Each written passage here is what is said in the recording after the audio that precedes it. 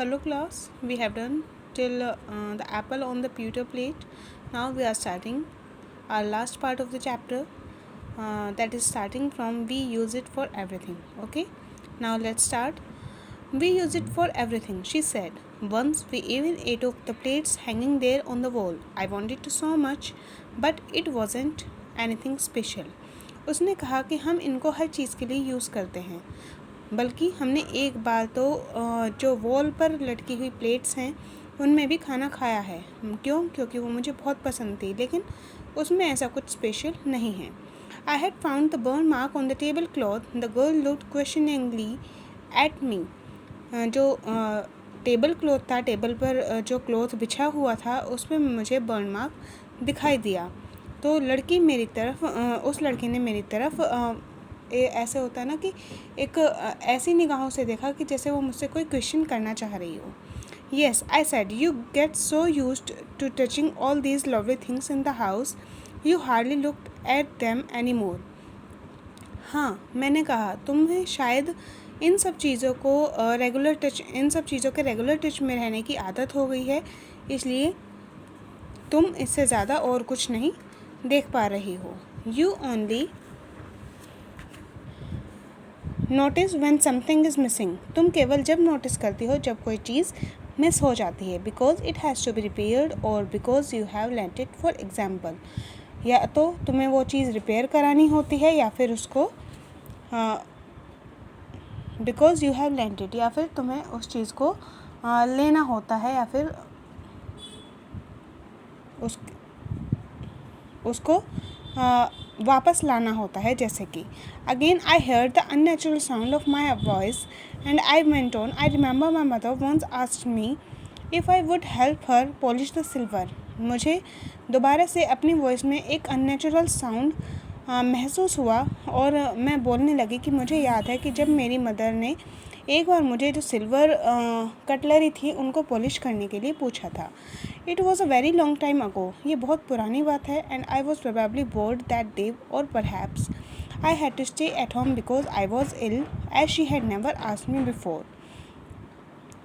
ये बहुत पुरानी बात है और शायद मैं उस दिन बोर हो रही थी या फिर मुझे उस दिन घर पर रहना था क्योंकि मैं बीमार थी और उन्होंने मुझे ये सब करने के लिए पहले कभी नहीं कहा था। I asked her which silver she meant and she replied, surprised that it was the spoons, forks and knives of course.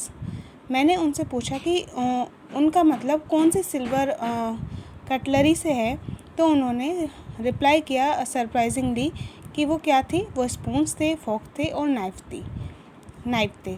And that was a strange thing, और ये बहुत अजीब चीज़ थी। I didn't know the cutlery we ate off every day was silver. और ये मेरे लिए बहुत सरप्राइजिंग था कि मुझे ये नहीं पता था कि जिस कटलरी में हम रोज़ खाते हैं वो सिल्वर की बनी हुई हैं। The girl laughed again. लड़की दोबारा हंसने लगी।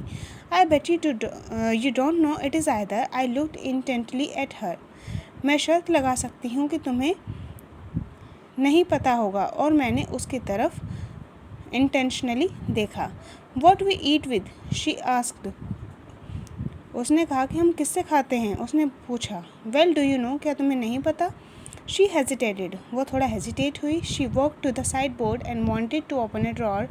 आई will look, it is in here. वो साइड बोर्ड के पास गई और उसने एक ड्रॉर खोला और उसने कहा कि चलो मैं देखती हूँ क्या वो यहाँ पर हैं। I jumped up. मैं कूद पड़ी। I was forgetting the time, I must catch my train. मैं टाइम भूल रही थी, मुझे अपनी ट्रेन को पकड़ना था। She had her hand on the drawer. उसका हाथ जो उसके ड्रॉर पर था। Don't you want to wait for my mother, क्या तुम्हें मेरी मदर के लिए वेट नहीं करना है? No, I must go. नहीं, मुझे जाना चाहिए। मैं दरवाजे की तरफ दौड़ पड़ी। The girl pull the drawer open. I can find my own way. लड़की ड्रॉर को खोलने लगी तो मैंने कहा कि मैं अपना रास्ता खुद देख लूँ, मतलब कि मैं चली जाऊँगी।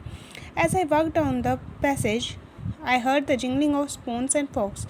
जैसे ही मैं जा रही थी तो मुझे स्पून्स और फॉक्स के जिंगल करने की जो आवाज़ होती है, जो खन खन की आवाज़ होती है, वो सुनाई दी। At the corner of the road I looked up at the number plate. Corner की रोड पर मुझे नेम प्लेट दिखाई दी। Marconi street, it said. क्या लिखा हुआ था वहाँ पर? Marconi street. It had been at number 46, और वो नंबर क्या था, number 46। The address was correct, जो एड्रेस था वो करेक्ट था। But now I didn't want to remember it any more, लेकिन अब मैं इसको याद रखना नहीं चाहती थी। I wouldn't go back there because the objects that are linked in your memory with the familiar life of former times instantly lose their value when severed from them. You see them again in stranger surroundings. क्यों? क्योंकि मैं ये नहीं चाहती थी कि जो चीज़ें मेरी मेमोरी से रिलेटेड हैं वो अब किसी स्ट्रेंज सराउंडिंग्स में रखी हुई हैं। And what should I have done with them in a small rented room where the shreds of blackout paper still hung along the windows and no more than a handful of cutlery fitted in the narrow table drawer?